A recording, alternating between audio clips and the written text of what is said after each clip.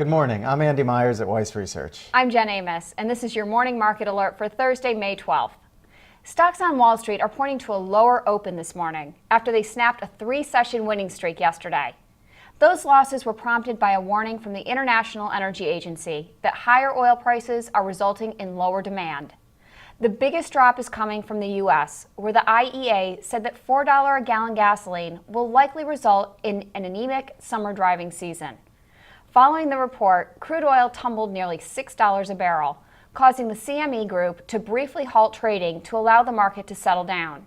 Today, oil prices are falling again, now trading below $96 a barrel. Energy prices will also be in focus on Capitol Hill today, as the Senate Finance Committee grills oil industry executives about federal subsidies. The industry receives more than $4 billion a year in tax breaks, even as it posts record profits. President Obama and Senate Democrats have pushed ExxonMobil, Chevron, and other companies to forego the subsidies. But the oil industry and many Republicans say the tax breaks allow more exploration and production in the U.S., which ultimately lowers gas prices.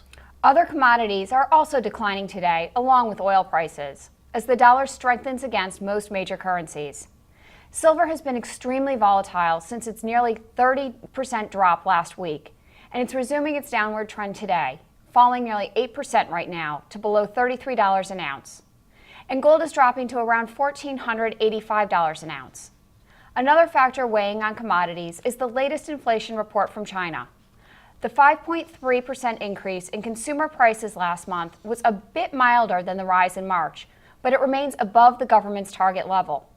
That prompted the People's Bank of China to raise the ratio of funds domestic banks must set aside as reserves, the fifth such hike this year. Investors are also focusing on the U.S. economy this morning.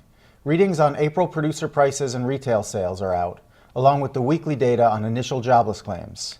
We'll bring you all those numbers and the market reaction after the opening bell. Then tomorrow we'll get a look at April consumer prices and Reuters and the University of Michigan's gauge of consumer sentiment for May. On the corporate front, a nearly 4% drop in shares of Cisco Systems is weighing on futures. The company reported an 18% drop in profit and issued a weaker than expected forecast for the current quarter.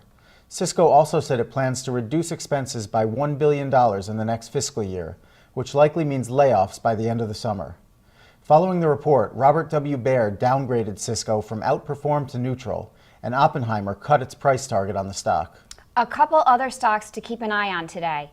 Department store Kohl's said first quarter profit rose 6%, and strong performance in its e-commerce division drove an increase in sales. Both numbers were in line with expectations. Kohl's also lifted its earnings outlook for the full year. Investors are also waiting on results from Nordstrom.